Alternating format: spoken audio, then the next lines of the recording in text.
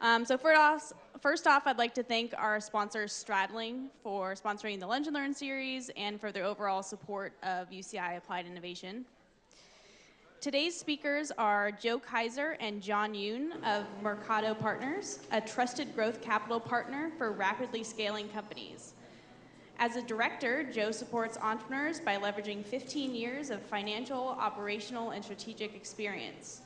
Prior to joining Mercado, he served as a director of capital markets at Vivint Solar and has worked at the Blackstone Group. Joe received an MBA from the Kellogg School of Management at Northwestern University and a BSBA in accounting from St. Louis University. How about them apples? As vice president of the marketing practice, John brings more than 30 years of experience as a proven history in strategy, marketing, and product management in technology businesses, ranging from Fortune 500 to tech startups, including Cipher, Verve, Symphonics, Control4, and 3Com. John holds a BA in economics from Harvard University and an MBA from Duke University. They're here today to talk about minimum viable marketing, pre-launch preparation. Welcome, Joe and John. Thank you. Thank you.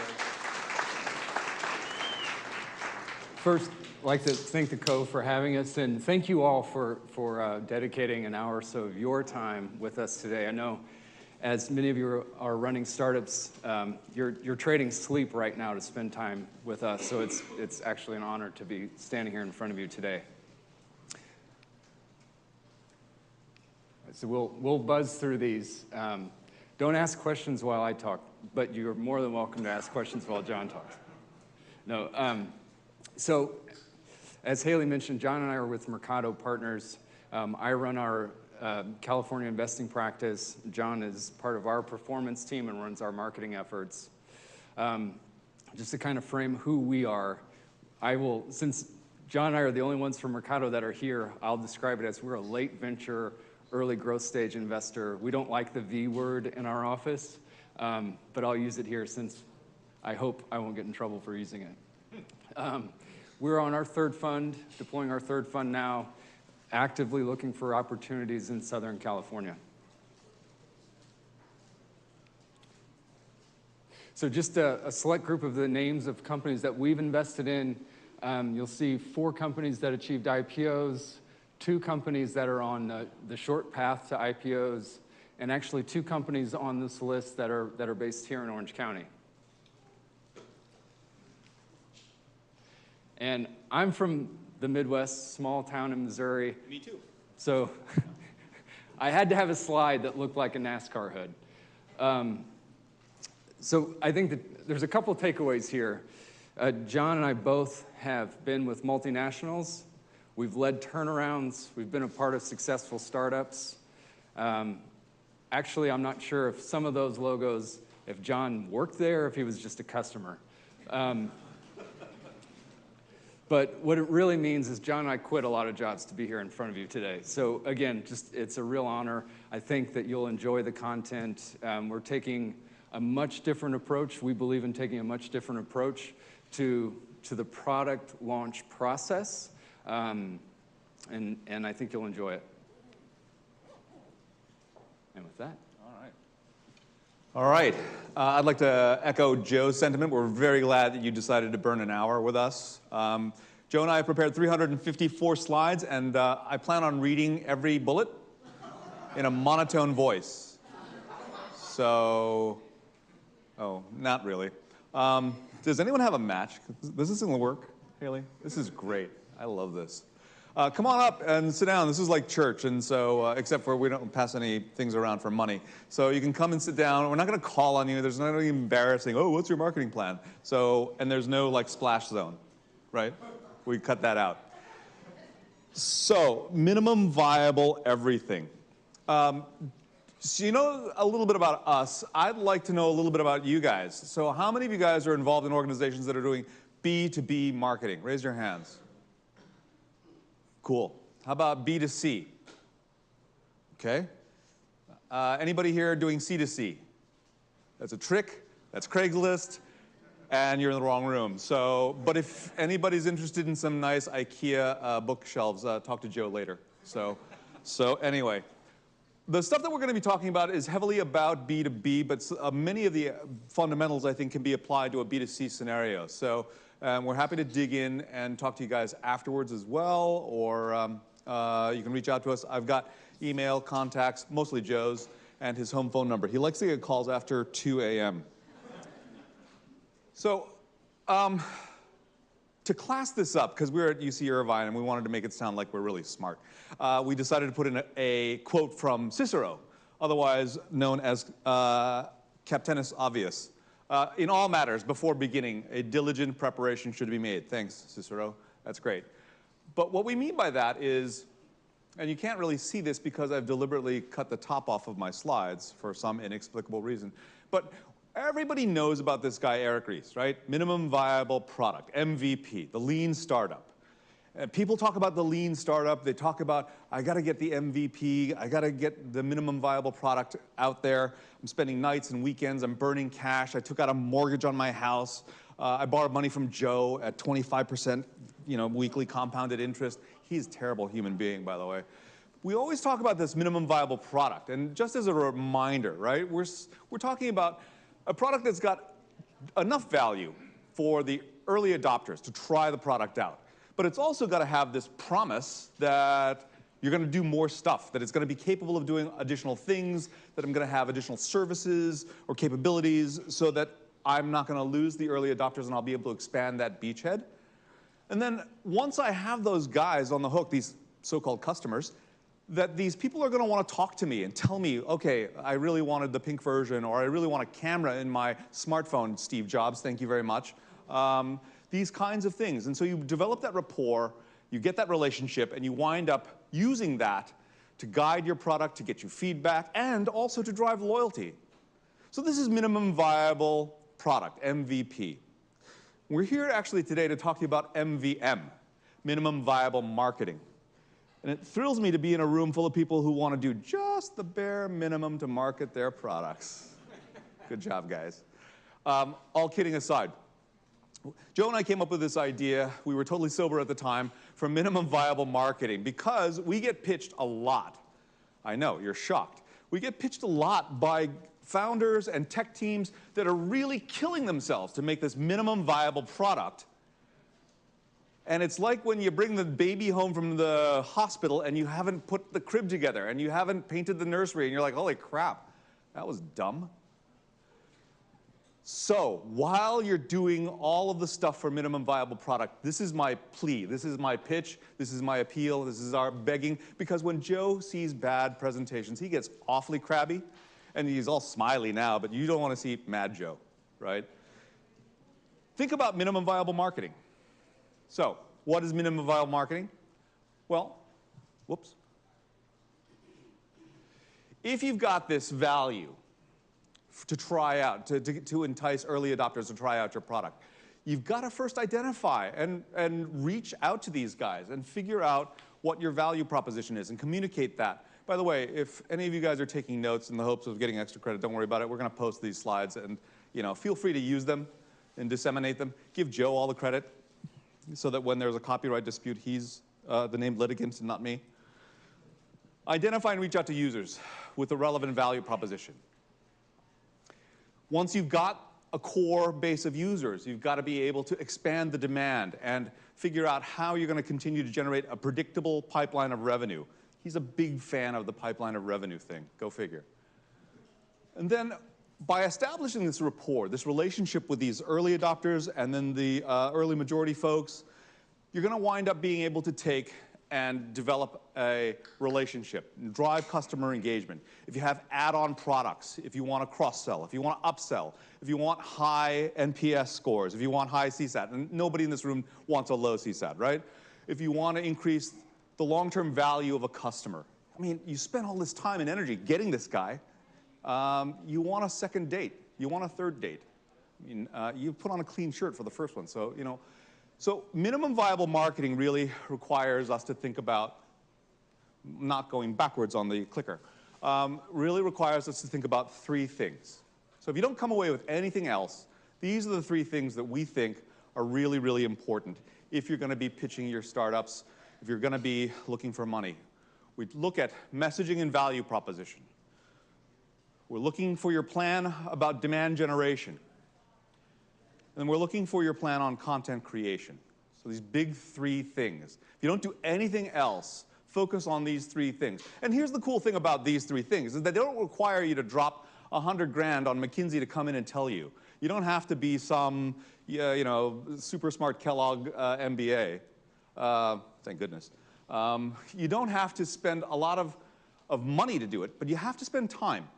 And typically in a founder's setting, the founders, the tech team, there's enough brain power in the room to sit down and do this. It's hard work, but it's paperwork. It's the entire Einstein figuring out general relativity well before it was confirmed in scientific and empirical experiments. This is chalkboard or whiteboard or paper and pen work. It's as simple as these three things are the concept of telling, selling, and compelling. That is my one gratuitous cheesy marketing thing. There will be no more cheesy marketing things in the rest of this presentation. So, let's just dig in. First thing is messaging. When we talk about messaging, I am reminded of Potter Stewart, Supreme Court Justice in 1964, famous case about pornography. So the guy says, and poor Potter Stewart, he's done all kinds of great things. This is the one quote he's remembered for. It's like, I'll know it when I see it. It's like, so, Justice Potter, you see a lot of pornography? Messaging is a thing that surrounds us. All of the products that you buy, the services, there are messages wrapped around it. And we'll give you some examples, some very concrete examples. And for the most part, civilians look at this and say, wow, yeah, of course, that's the message. But as marketers, you sit there and you sweat the details. And you should. Because ultimately, your messaging and value proposition really revolves around three basic questions. Who are you? What makes you so great? And this is the part that a lot of startups trip over is, why should I care?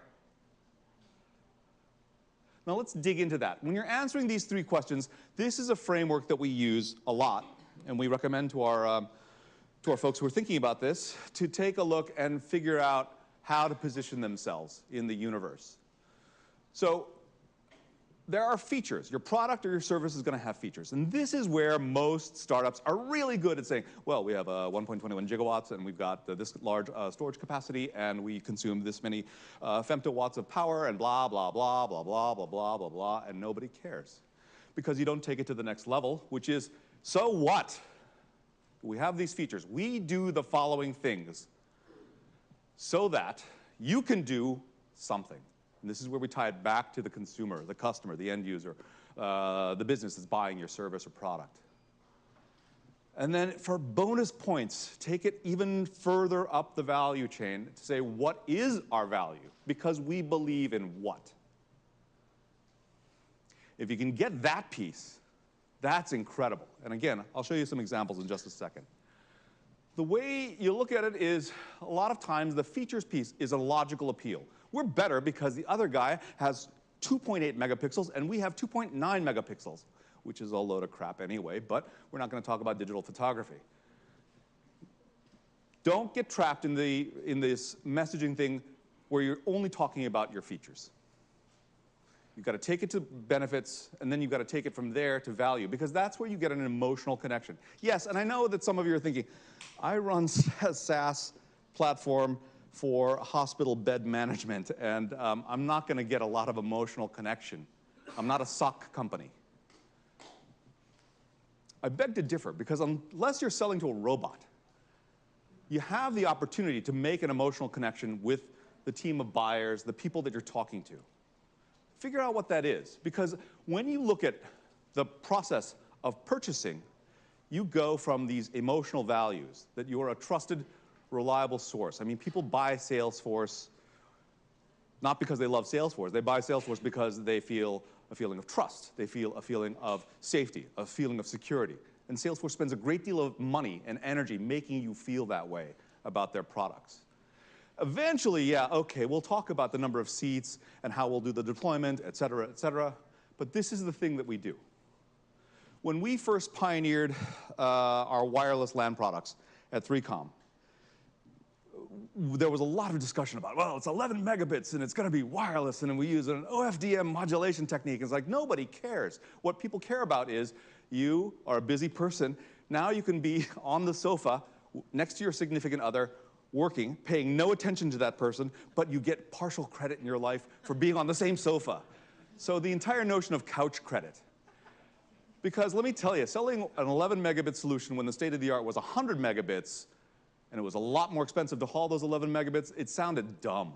We're a networking company. Why on earth would anyone want to go backwards by an order of magnitude? Well, they want to go backwards so I can sit next to Joe Kaiser on the same sofa and get partial credit.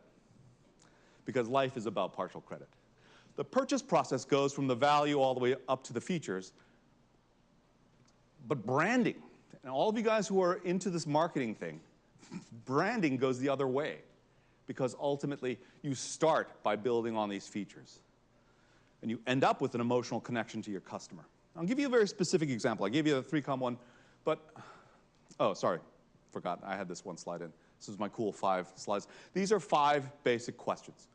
Why? What's your purpose? Why did you quit your completely successful career to do this crazy startup so your parents can call you every weekend and say, oh, are you starving? Do you need money? This is you know, I used to get that as well. I'm really old, and my mom still calls me and is afraid that I'm going to, well, you know, starve to death. So why did you start this? What did you want to do? Who are you selling to? Who's your ideal customer? I know this sounds dumb, right? Because a lot of times it's like, oh, I'll date anyone who will go out with me. It's like, no, that ends badly. Trust me on this. So much of business is like dating. So, the so question is also an important one. Why are you better? Not just better than the other guy, but why are you a better solution for your potential customer? What problem are you solving that he or she may not even understand they have? Remember, Henry Ford said that if he'd asked his customers what they wanted, they would have said faster horses. Customers are stupid, and they're not right. That's what Joe said. I didn't say that, so don't quote me on that. They can't imagine what you guys in this room are doing typically. You are all sitting here probably working on really cool, innovative things. You are imagining new primary colors, and these guys are barely able to see out of black and white. So the so is very important. Once you have the so, position yourself. What's your value proposition? How much are you charging? Is it going to be a recurring model? What's your plan for roadmap expansions? All of the nuts and bolts of the stuff. And wrap it all up in a story. How do you tell it? What voice do you use to tell it? Are you serious? Are you jovial? Are you focused? Are you enterprise? Are you consumer-facing? How do you tell the story? Where do you tell it? Do you tell it on your website? Do you tell it in earned media? Do you tell it in paid media? We'll talk about that in a second in the content section. These are the 5 questions. Well, I'll give you a very specific example. I came to Control4 about 100 years ago, back in the days when we were automating fire. Control4, for those of you guys who don't know, we IPO'd. They are a home automation company. Their claim to fame was that in the old days, if you wanted to buy home automation, have the Jetson home, you'd have to pay $100 grand for these guys to come in. And these are the guys that were presidents of the AV club in high school. And now they've got these businesses. And they'll come in and they'll do this really cool automatic thing where your drapes will move, and then the fireplace will come on, and your lights will switch on and off, and you'll get the one-touch remote. Control4 was founded on the idea that, hey, that's crazy. There's enough technology out there that we can make it really, really affordable. And by really affordable, our joke was, it shouldn't be, I'll put in home automation when my company IPOs. It should be, I'll put it in home automation after I get my tax refund. And unless you're really bad at withholding, that number is a lot smaller than the IPO, or really bad at startups. So when I got there, we had a problem, though, because guys were positioning it as, hey, you were thinking about buying a $100,000 Crestron system. Now we can do it for $10,000. Like, who? What? The problem is that we weren't sure who we were marketing to. Here's the other problem, is that we were marketing to guys. There were guys doing home theater. And what would happen is you and your significant other would come in, and if you're a woman, you'd be totally ignored, and the husband, the male head of household, would be plopped down in this really comfortable chair, and they put on some loud movie like Days of Thunder or Top Gun. And it's like, yeah, this is a great thing. And the pitch was always to the male head of household. And that's a huge mistake. So we had this challenge that we wanted to make Control 4 more relevant, message at the highest level, and get that emotional connection. And we did it. And this took, literally, it took weeks of, some of it was arguing, some of it was really, really emotional arguing, because you're talking about what do you stand for? What's your DNA? This is hard, but it didn't require going and buying a 3D printer, or it didn't require hiring McKinsey to come out. And I'm not bagging on McKinsey, they're great, right? But you can do this in the privacy of your own large conference room, with a lot of Post-it pads and a lot of Red Bull. So we wound up coming down to the following thing. Control 4's value proposition is that in the modern world, we believe that we waste a lot of time, effort, and money. All this technology in your house, your DVD players, your movie, your lights, your thermostats, your alarm system, all these things are supposed to make your life better. All this technology is supposed to make your life better, but they don't talk to each other, they don't work well together, and therefore, we waste time, effort, and money, which leads to stress and friction. Control 4, by corralling all this technology and making it work for you, reduces this problem. We reduce stress and we remove friction. Remember that little pyramid thing? Those of you guys who are following along at home, I actually flipped it upside down. I was too lazy to change the logo on this. But what we did was our products, which are sort of like our features. We had one-touch home theater, multi-room music, smart lighting, temperature control, safety and security. And by the way, these were things that we pitched that we thought would be relevant both to male and female head of house. Because one-touch home theater sounds cool, but safety and security is a much more universal and relevant message to all, both male and female head of house. Those are the features, and they created the bottom tier of our value proposition. And the benefit was that once you have these things, these very logical, enumeratable things, that you wind up with effortless entertainment, comfort and convenience, and peace of mind, which meant that Control 4 makes every day easy. And that turned out to be our tagline, every day easy. This was about 6 weeks of just pounding it out. And if we can do it, my God, we weren't that smart. If we can do it, you guys can do it too. It requires a commitment and an open dialogue. But a messaging platform is essential, because if you can't tell people what you do better than anybody else, who else is going to do that for you? Well, my mom would do that for me, but she'd be a liar. Here's one final thought on messaging. All of you guys who are doing startups, especially on the technology side, you're familiar with the term of feature creep, right? What we see a lot of, though, is message creep. It's the evil twin sister of the evil feature creep. So message creep is this. Here are 3 luxury automobile brands. When I say BMW, Haley, you drive one, so tell me what you think. Well, you should. You should drive one. You should drive 2. What do you think of when you think of BMW? Ultimate driving machine. Performance. What do you think of when you think of Volvo? Boxy but good. Safe. What do you think of when you think of Lexus? Reliable. Exactly. In fact, you guys are geniuses, and you're marketing geniuses especially, because these are the mission statements of the 3 companies. It's a little tough to read. BMW says our brand stands for one thing, sheer driving pleasure. Volvo says our mission is to create the safest and most exciting car, exciting in air quotes, yeah, sure, for modern families. And Lexus, to attract and retain customers with the highest value products and services. So here's the thing, and there's a bibliography, because we are nerds, and we included a bibliography at the end. The bibliography includes a book by this HBS professor, Yoon Moon. It's not a shameless plug for Koreans. We're not like some big, interrelated mafia thing. But Yoon Moon wrote a really cool book called Different. You should read it, because she talks about the idea that when people start thinking about mission, they think, oh, well, Volvo guy is going to say, well, we're not just boxy and safe, we're also fun to drive. And the Lexus guy says, well, we're also safe. And the BMW guy says, well, we don't break down all the time, and I drive a BMW, that's such a lie. But anyway, here's the problem with mission creep, is that you see what it's the Aesop's fable. You guys know the Aesop's fable where the dog, it's got a bone in his mouth, he sees a reflection of another dog in the water, and he's a greedy, stupid dog, and says, I want 2 bones. And he opens his mouth to get the bone from his reflection. He drops the bone in the water. Ha, ha, ha, serves you right for being a greedy dog. The trouble with, and Young Mi-moon does this much, much more articulately, Young Mi-moon talks about the fact that if you do something really, really well, it doesn't mean that you don't do anything else well, but what do you want to be known for? And you're right. I mean, BMW says that we are the ultimate driving machine. Volvo's tagline is for life. You know, and Lexus, the relentless pursuit of perfection.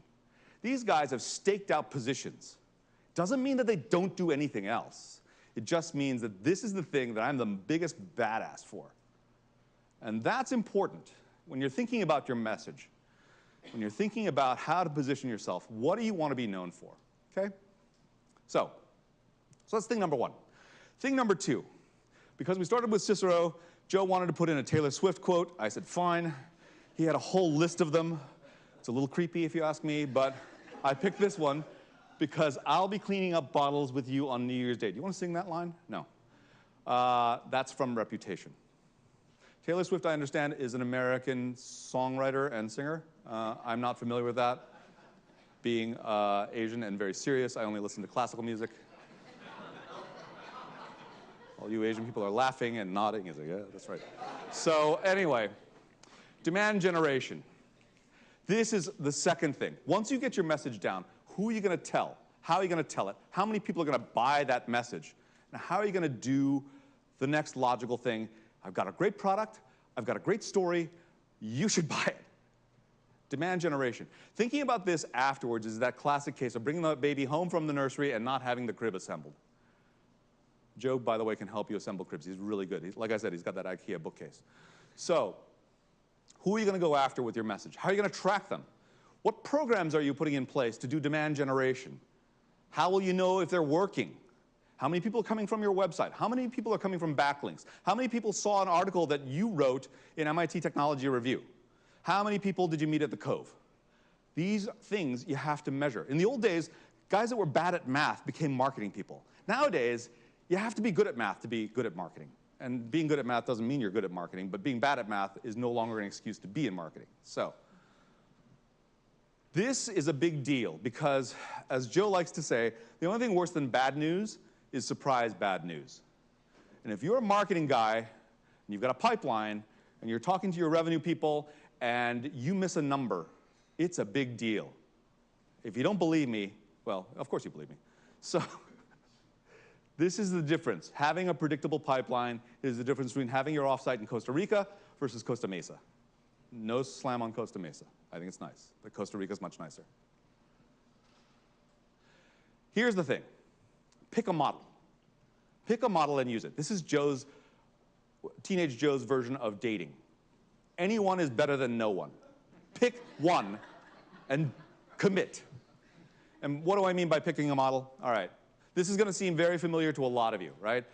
And I'm lifting a lot of the chart work from our friends at Serious Decisions. We don't have a relationship with them, but they, if you guys know this, they have done more work talking about defining funnels and putting names like MQLs and SQLs and et cetera, because what marketing presentation would be effective without a whole bunch of TLAs, 3-letter acronyms?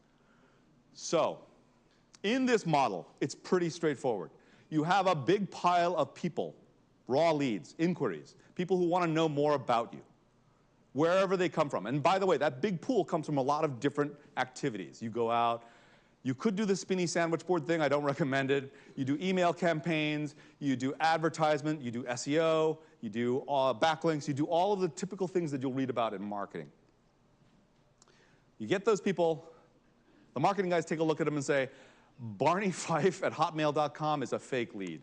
Fred Flintstone is a fake lead, et cetera, et cetera. We clean that up and we do the most cursory job we can without getting yelled at by our chief revenue officers, and we pass them on to sales. And sales says, okay, great. They do another look and say, these are in industries or in regions that we have interest in pursuing. I have sales resources, et cetera, et cetera.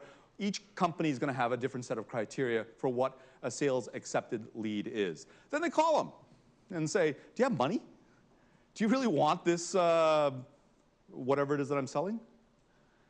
And if they say, yeah, I have money and I have a desire to close a deal within the next X number of days, then they become these opportunities, these sales qualified leads rather. And then you win some and you lose some. It's not complicated. This is really, really simple. So all of you guys have seen this funnel.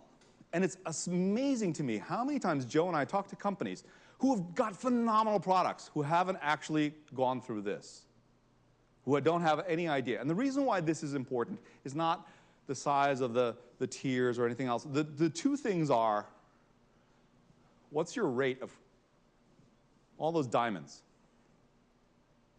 The only way to hit 100 home runs, if you bat 500, notice how I did the math really easy because I'm one of the old marketing guys, is to go, if you want 100 home runs, if you want 100 on bases rather, you need to get 200 at bats. It's not hard. That's the easy part of marketing.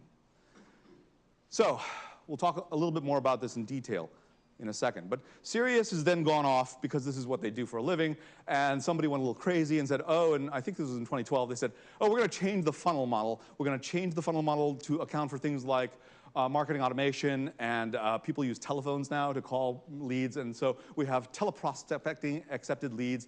The bottom line here is that this is a fancier version of this. So don't get freaked out. If you want to know more about it, the Sirius Decision guys will be more than happy to tell you. And in 2018, they came up with this, which is the unit demand waterfall. This is sort of their acknowledgement that if you're doing a B2B sale, it's not just you calling up one person who gets to say, yeah, sure, I'll commit to a multi-million-dollar deployment of SAP or whatever. It's a team of people, or it's a unit inside a division, or it's the entire European region, or whatnot. And so it's a slightly different version. You'll all see a similar trend, though. You go from big to small. Remember on the demand side, nothing, if you don't remember anything else, remember this.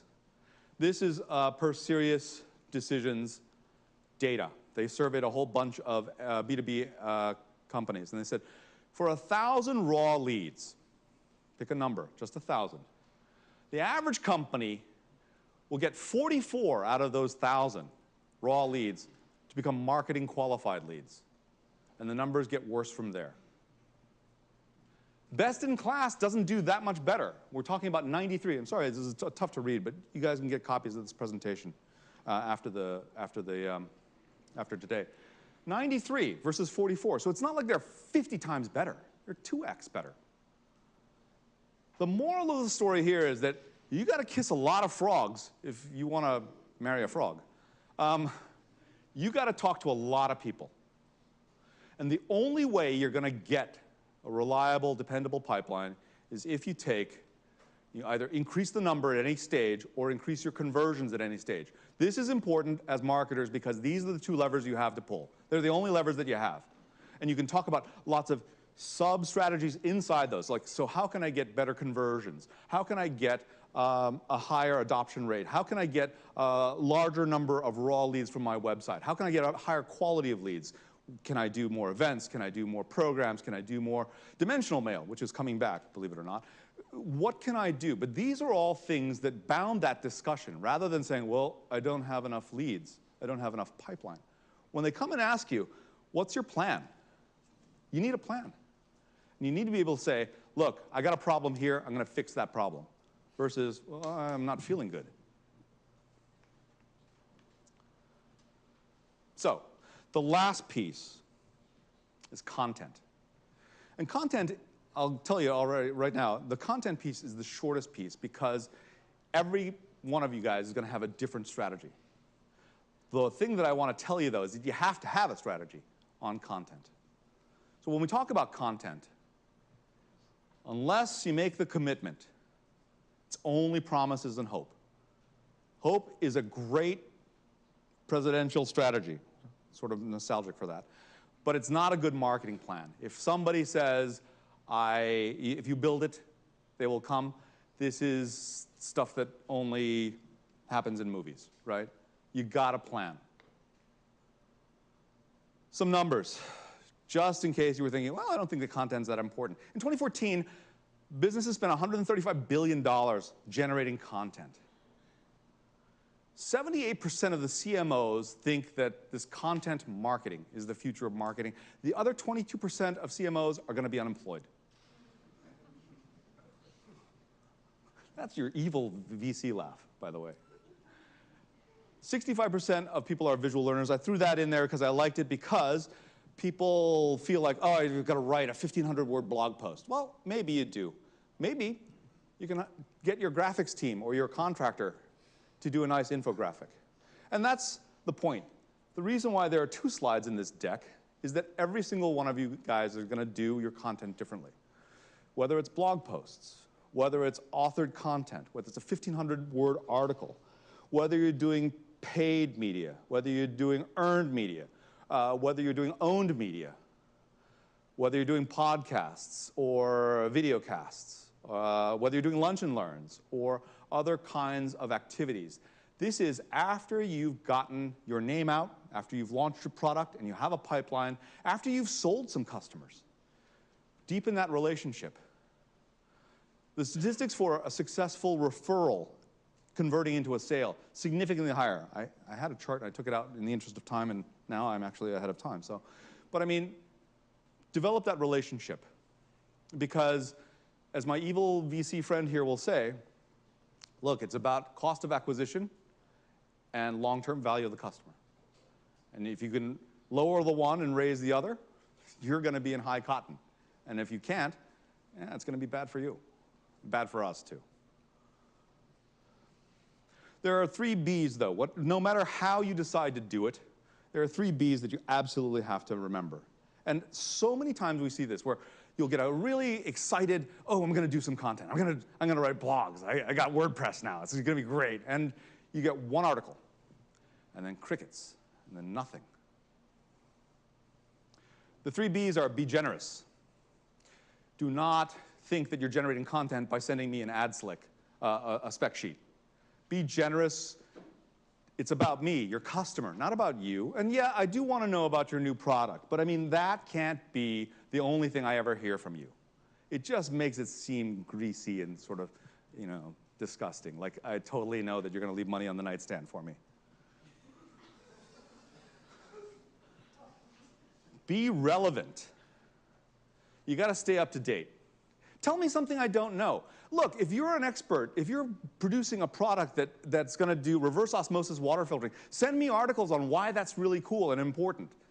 You should be the expert. That's one of the reasons why I'm buying from you, right? So you're smarter than me on this. Not on anything else, but yes, on this, absolutely. I want to hear from you. What are the trends? What's exciting? Set up a Google Alerts. This is one area where you can actually watch, what are your competitors saying? What are they thinking about? Read incessantly. Now that they have the internet on computers, you no longer have to wait by the fax machine to get those articles, right? This is awesome. Joe just had it installed on his computer. It's really great. And then be consistent. What does that mean? It's not just a time consistency, but yes, if you're going to have a schedule, get the people in your company to commit to writing articles. Put a dozen in the can and pop them out at periodic intervals. Do not do 50 all at once and then go dark for another 6 months, and then do another 50. This is not pythons.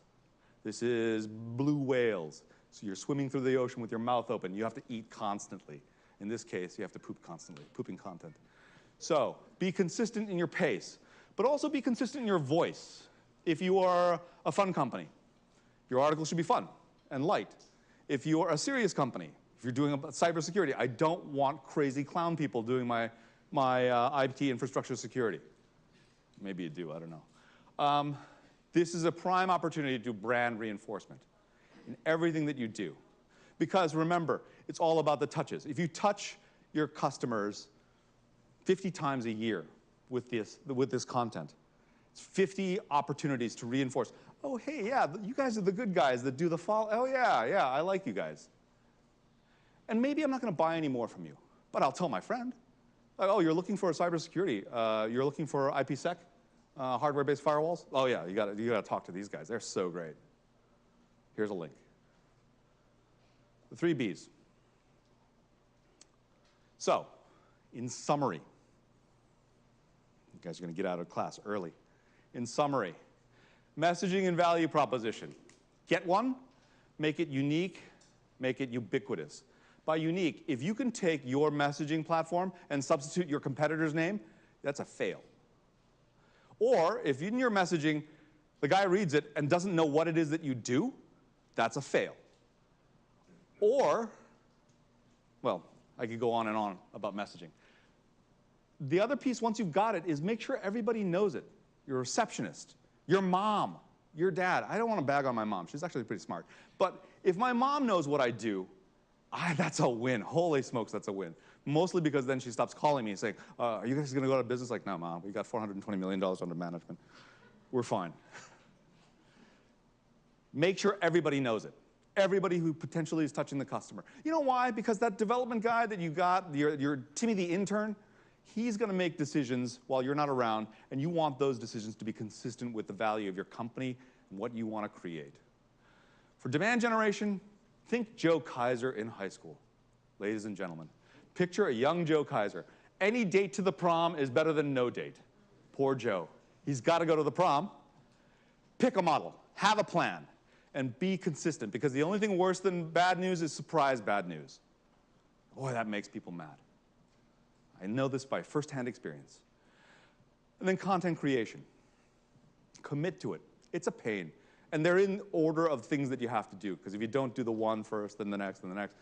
But content creation, grind it out. And it's no fun. Nobody ever says, hey, boy, this is going to be great. There's no ride at Disneyland called the Content Creation Ride. It sucks, right? It's just a grind. It's like, oh, I got to do this. It's like ab day at the gym. Not that I would know. But I have it on good authority. It's like ab day at the gym. But you got to do it. I mean, if you want to look like Joe, you don't have to do it if you want to look like me. But grind it out, because your customers are going to think about you, and they're going to thank you. And people like to buy from people that they like. Genius, right? Be Jonas Salk. You know, the guy who developed polio vaccine and then gave it away for free. Not because he had crap IP lawyers, but because he's a good guy. Be Jonas Salk. Don't be Martin Shkreli. I should have a t-shirt made. Anyway, that's it for us. That's Joe's email address. That's my email address. Haley, you're going to post this presentation. You know, I would be surprised if you didn't frame it. That'd be fine. And here's our bibliography.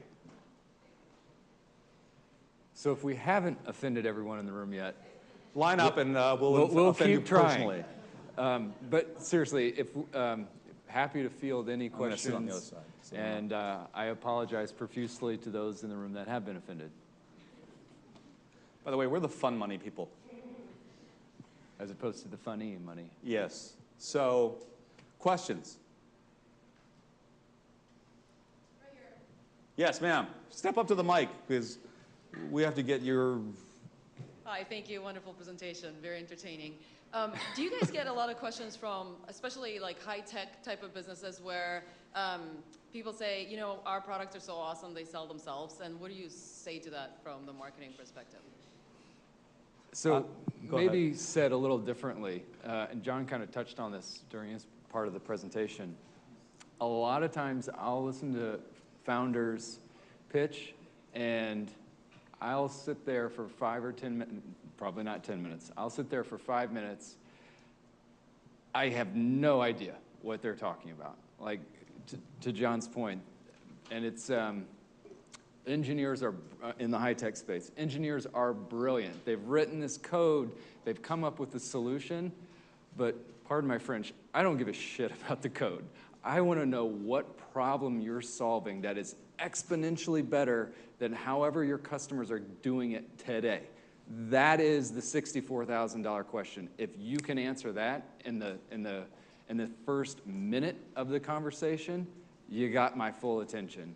If I'm sitting there for 5 or 10 minutes, and I'm polite, so I'm not going to tell you to leave, but if after 10 minutes, if I'm sitting here thinking, I don't understand who your customer is, I don't understand how they solve this problem today, I'm going to be bored to tears. And it is, in our business, because we hear so many entrepreneurs and often in such varied space, if I can't understand right away and make just that visceral connection, like this is compelling enough that I should study what this company is doing, you've lost me, to be honest. And I'm just trying to be perfectly blunt.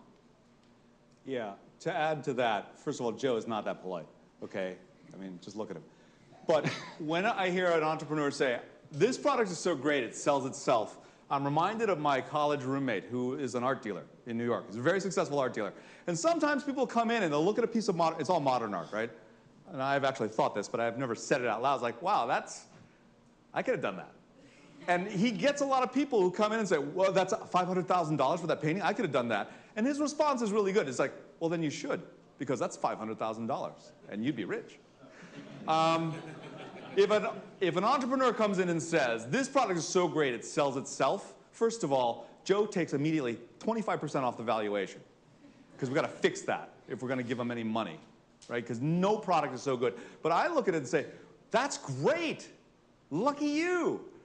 How much better would it be if we actually had a marketing plan? Because if it's selling itself, you could get even bigger share and better revenues and a much higher LTV if you had a plan. So it's a red flag. The code that, oh, this product sells itself is, I don't have any clue as to how to sell this product. Right? Totally agree. Yeah. Or you have a pricing problem if it's selling itself. Yeah, you're pricing it too low. If it's selling itself, then yeah, first of all, look at your pricing versus your competitor. Other questions? Yes, in the back. Yes, I'm sorry. They want you to appear on record. It's easier to identify the bodies later. So here's a question for you. You talked earlier, very good presentation, by the way, I really enjoyed it. And one of the things you talked about was, we've got features, we've got benefits. So I want to talk about price elasticity and get your feedback on that, right? So we manufacture an item maybe similar to it. Really only got 3 features to show somebody. Where is there a point, or how do you judge a point where if I take out too many features, I hit price downward, right? How do you find the right balance, especially when you're marketing? You don't want to put an item for $10,000. You don't want to put an item for $50. It's just then there's no profit. I'd like to get your feedback on that. Joe, you want to start? After you. Lazy. Lazy.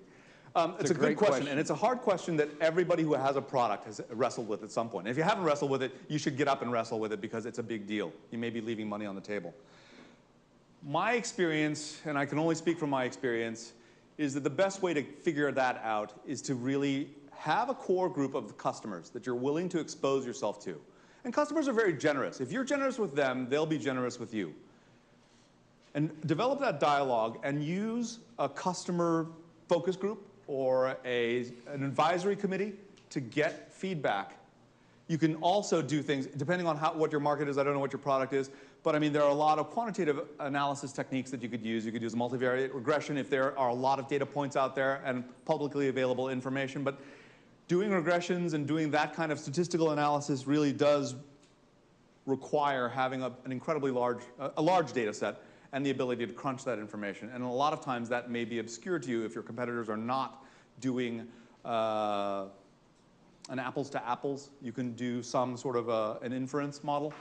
And that is an area that if you don't have the expertise, I do think that there are boutique consultancies that are very good at doing a feature analysis to say, if I take this out, does it become a minimally not viable product?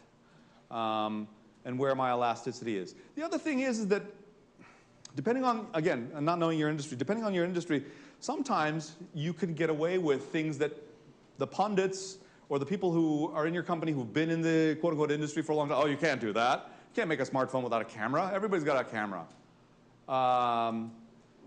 Sometimes not attacking a walled city, and I'm quoting from Sun Tzu, an author who is so often quoted but so little read, especially in Chinese, that attacking a walled city is the height of bad strategy.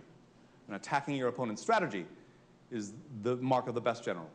So rough paraphrasing. So it's not really a good answer, I'm afraid to say. but I'd love to talk to you more about it and maybe get some more information, some more details, and have a dialogue. Yeah.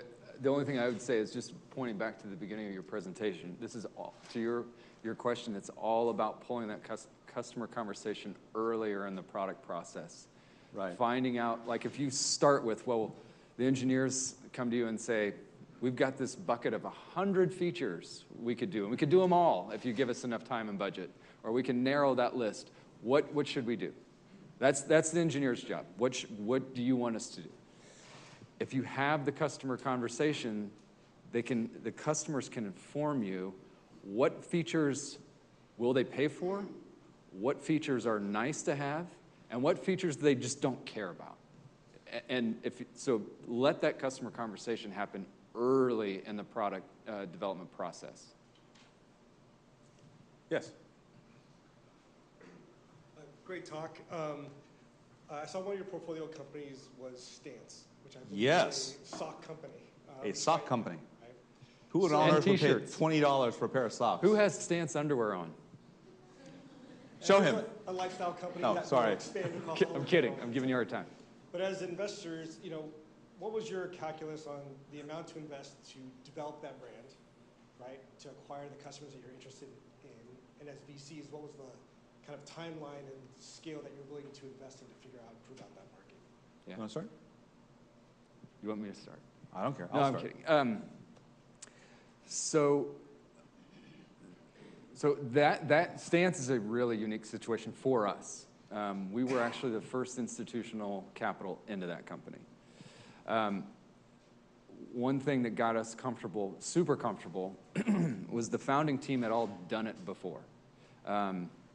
Jeff Curl had been a part of the founding team at Skull Candy, and John Wilson had been the president of Reef Sandals. And so they were taking basically an amalgamation of their strategies from those two companies, particularly around the customer, and saying, we are going to go after socks because it is a generic category, a commoditized category, and we can decommoditize it.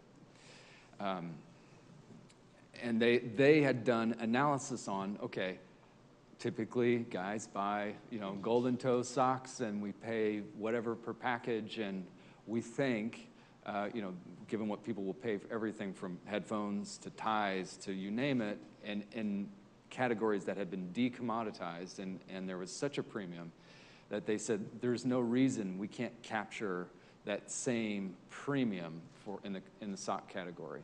So it was a bit of, a team that had been there and done that before, but they had done thorough analysis around the customer and benchmarking with other products to say we think we have the ability to fetch a premium on socks. I think that as a marketer, Stance is a dream, right? And it's the same team that did Skull Candy. So the entire notion of creating, you guys are familiar with red ocean, blue ocean. You would think this is a red ocean scenario. There are literally a gazillion people who make socks. There are companies all over the world that make socks. So you guys are going to go into this hugely competitive. You can make a sock for $0.10, right? And I can make a sock for 8 cents, and I'm going to kill you, right? And totally upending that because they did what Apple did. The branding piece at Apple is great, and everyone talks about Apple's branding, but they talk about attainable exclusivity. $14 socks. They don't keep my feet any warmer or any drier than $2 socks. And yet, to pay $14, we get a discount, but to pay whatever we pay is a small indulgence in the same way that going to Starbucks to get a coffee when I could actually make coffee myself. Or the reason why I got hired on was because Joe drinks about 5 liters of coffee a day and I make coffee for Joe. It's a true story. If you guys ever come up to our offices in Salt Lake City, I will make you coffee because that's my job. But it's an attainable exclusivity. I'm doing this for myself.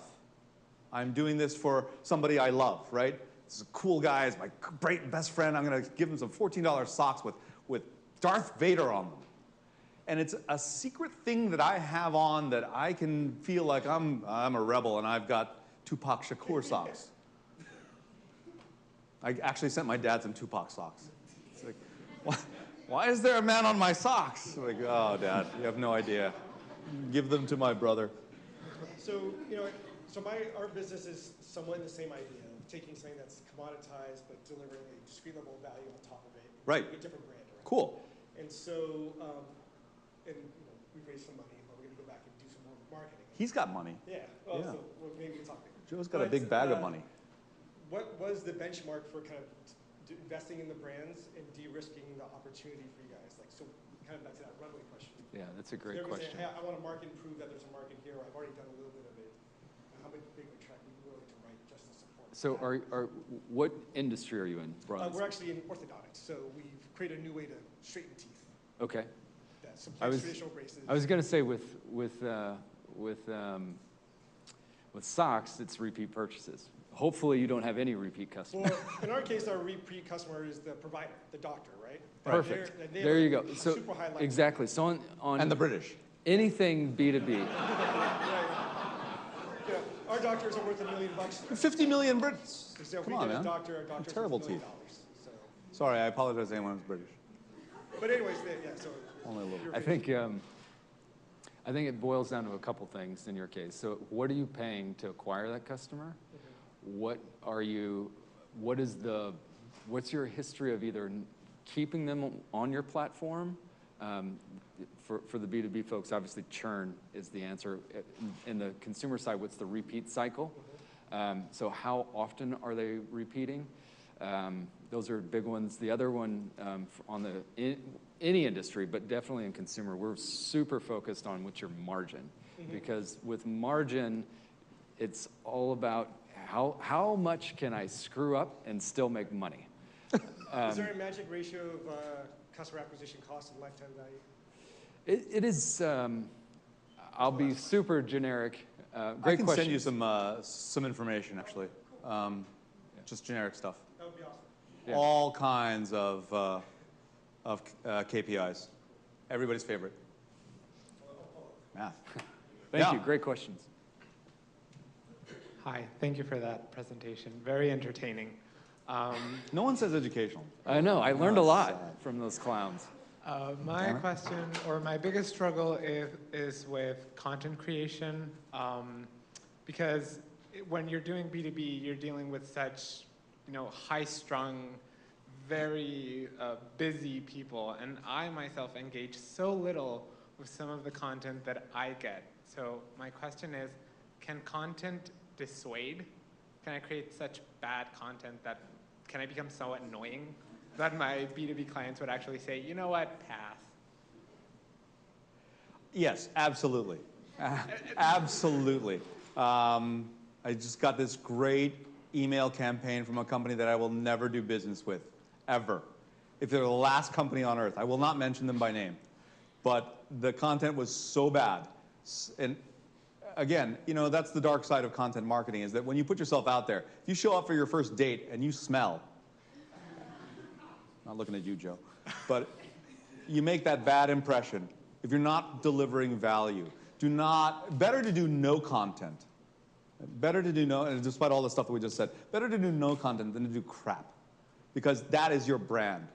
And remember that your branding guys are going to be spending thousands, if Joe's feeling generous, millions of dollars building your brand. You screw it up with a bad series of content or bad customer interaction or bad product interaction. Think of the poor sap who is the product manager for the Samsung Galaxy phone. He's busting his gut. He's done the sensitivity analysis on features. He's got the ideal feature set. We need a screen this big. We need this much memory, this much processing. And the damn batteries catch fire. And the FAA tells all of the flight attendants, before you board, do not have a Samsung phone. Oh my gosh, I would have just, how tall is the tallest window I can throw myself out of in Suwon, in South Korea? So yes, do not do content if it's not going to advance. The criteria for your content should be just as high as your criteria for your product. It's got to be reinforcing. Better to do none or less. Thank you. Sir. It was great presentation, very informative. See, we got to win, yeah. I'm a cereal branding guy. My background is Kraft General Foods, Bristol Myers. Oh, so you're Pepsi, CPE. Phillips, and Mars. Both sides. Started my career in B2B. I've been a lot of time in B2C. I want to talk a little bit about Pepsi. Ironically, two guys that I presented to significantly when I was at Pepsi. One of them was on TV today. That was John Scully. Scully. And the other one was Roger Enrico, two of the greatest marketers I've ever been Right, around. right. When you selected Volvo, BMW, and Lexus, and I've had two of those and whatnot, you selected highly advertised brands. Yes. Tons and tons of money, very similar to soft drinks and whatnot. If you were to look at B2B products, and I'll just say like Cisco, how many people can quote the tagline for Cisco right now? Okay? It may not be relevant. B2B is so much benefit related, okay? Efficacy related. You know, the key, you know, like CNET and some of the different measurement or evaluation, it's very much like that. So when you're dealing, and I'm dealing with some technology folks, the dynamics associated with how we at Pepsi got to the whole music marketing effort with Michael Jackson, that was millions and Yes, millions hundreds of millions of dollars in strategic research. And a lot of B2B companies, particularly in technology, they have no recollection on these types of, you know, vehicles and studies and things of that nature, let alone the investment. So I just want to know your point of view on that. You bring up an enormously relevant point. We showed those three brands, and it's totally unfair, right? This is food pornography. This is the Instagram. We all have that guy, the friend who only takes pictures of the perfect food that he's eating. And doing a consumer luxury automobile brand, you are looking at literally hundreds of millions of dollars in ad buys, plus armies of copywriters, videographers, editors, directors, creative. That's not the case that's going to be, especially if you are a startup, especially if you're in the growth stage. And so we use that just as an example of consistency and lack of creep, of message creep. But yes, you're absolutely right. Does anyone know the Cisco mission? Buy us and we won't fire you? Something like that. Anyway, and many of the companies, most of the companies in our portfolio are not Stance stocks. They are B2B brands. But the basic rules, and I think you'll agree that the basic rules and the discipline that a marketer has to go after to say, all right, fine, I would love to get Michael Jackson to do this or to drop a Super Bowl ad like Pets.com and then go out of business. But the discipline of walking through what makes me better than anybody else and what would I like to be known for. A lot of times people will give up, and I'm sure you've seen this as well, especially in small companies. Like, well, I don't have a $100 million marketing budget. I don't have a $100,000 marketing budget. But what we showed today, these three things, these are things that you can do in your conference rooms. And I think that it's the discipline of talking amongst yourselves and walking yourselves through that logic so that, yes, if you're doing hospital bed management software, which is actually a company that we invested in, tell me about how you're better than anybody else and what pain am I solving and how can I communicate that in a way that's the most effective. And yes, it would be great. Michael Jackson's dead, but it would be great if we could have gotten somebody of that same, but probably not, because it's not relevant in that space. But you're absolutely right. And thank you for making that clarification. The one last point is, yes, of course. Since this is the second day of Apple being $1 trillion company. Yes. Good job, you guys. One of the unique things about Jobs was he wanted a perfect product. I call it a maximum viable product. Yes. He wanted that to be perfect in aesthetics and performance and engagement with the consumer. But what I think also helped and revolutionized the cell phone business or the communication business, he made the iPhone cool. That was an intangible dynamic that would have not come out of any metric. I think you're right. The attainable exclusivity piece, the making it cool. One might argue, though, that he didn't want maximum viable product because you guys remember, who had the first generation iPhone? Who's old? It's not that old. It's old. Yeah, no camera, right? There were a lot of misses, relatively speaking, misses. One of the books that I recommend, if you haven't read it already, is Bharat Adnan's book, The Content Trap. It's a terrible title. It's a really good book. You think, oh, it's going to be about writing content and why you shouldn't write content because it's a big trap. You're going to fall in and get an infection. But The Content Trap talks exactly about this case of how people think of Apple as a product company and as a beautiful product company. And yet their computers are no faster than comparable computers that are Windows-based. They're designed better in terms of an aesthetic and an appeal, and absolutely, in the brand experience. The fact that you open up an Apple product and it's like a gift unwrapping that I just paid $2,000 for. It's like, oh, look at this, I'm so happy I paid $2,000 for this computer. It's phenomenal. My wife keeps the boxes and she is a notorious thrower-outer of things. I mean, what happened to the dog? But she will keep the boxes that her iPhones have come in. And I was like, why do we have these boxes of well, they're just so nice. I just can't throw them away. Well, put something in them.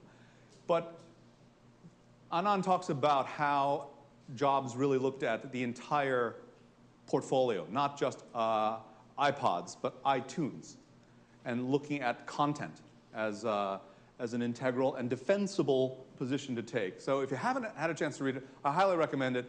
It's a really good book, and thank you for your comment. Thanks a lot. Yes? I really enjoyed your content, and though I'm at a loss with actual execution of all your recommendations, I'm in the educational board game and a toy business, and we launched a new product, and I just don't understand how we could make an MVP to compete against a 300-pound gorilla like Hasbro without making our products better in terms of packaging and craftsmanship and the graphics. I really need your help with that.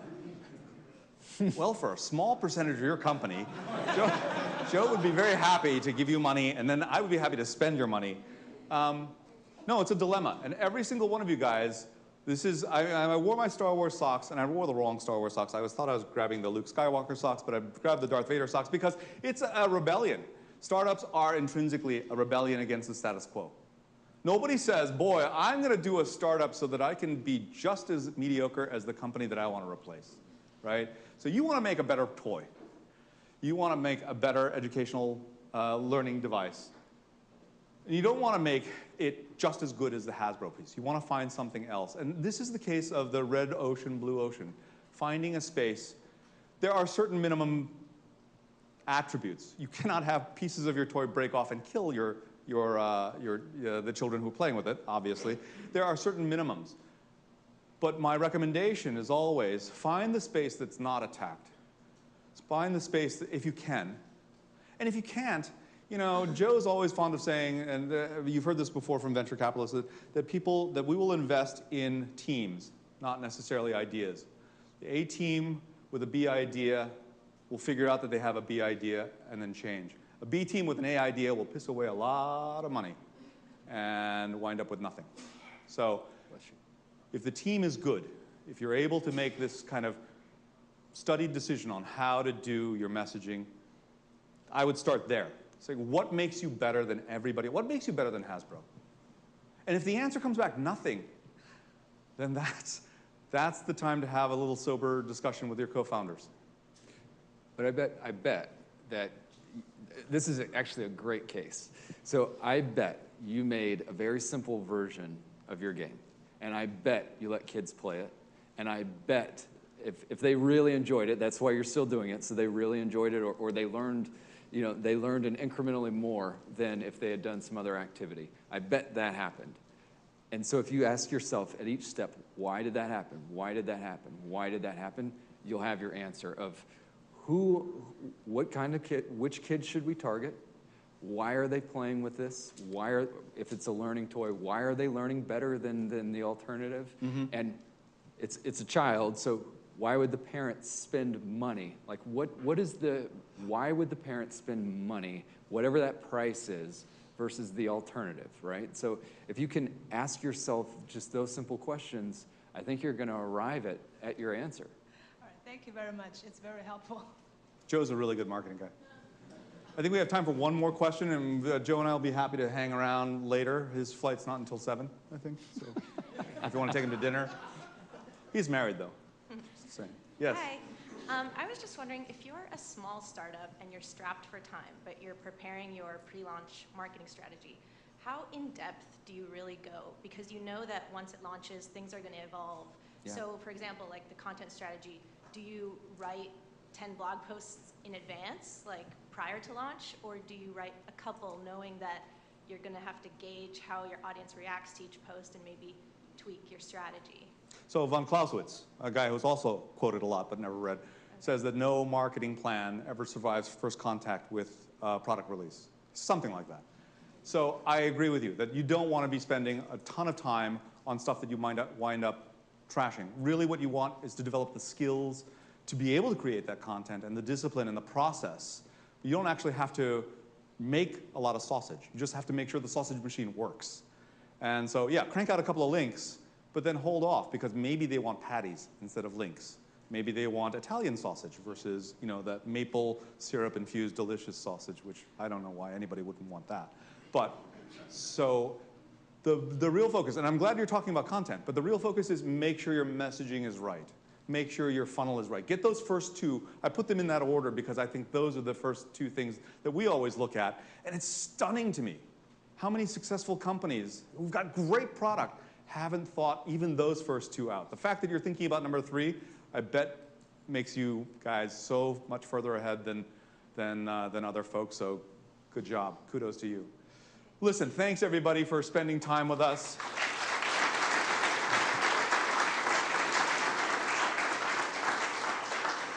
Please enter your name for that $15 million raffle. One company will be selected. No, I'm kidding. We'll see you guys later. Thank you.